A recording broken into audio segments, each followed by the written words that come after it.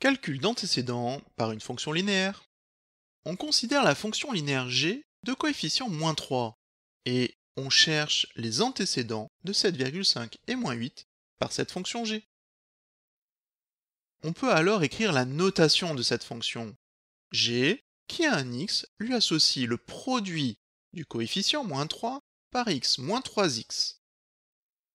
Pour calculer l'antécédent de 7,5 par cette fonction g, on connaît donc l'image et on cherche un nombre x tel que g de x est égal à 7,5.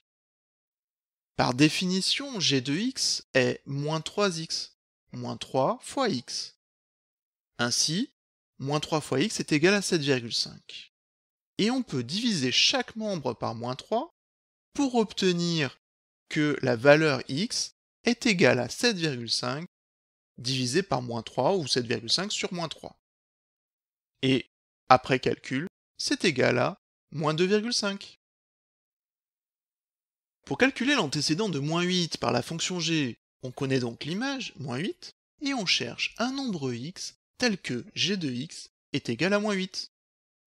Par définition de la fonction g, g de x est égal à moins 3 fois x, le produit du coefficient moins 3 par x. Et ça, c'est égal à moins 8. On peut diviser chaque membre par moins 3, et on obtient donc que x est égal à moins 8 sur moins 3. Ce calcul ne donne pas un nombre décimal comme montré par cet écran de calculatrice. On ne peut garder que le résultat sous forme de fraction, que l'on peut quand même simplifier en 8 sur 3, 8 tiers. De manière générale, pour calculer l'antécédent d'un nombre par une fonction linéaire de coefficient non nul, il faut diviser ce nombre par le coefficient.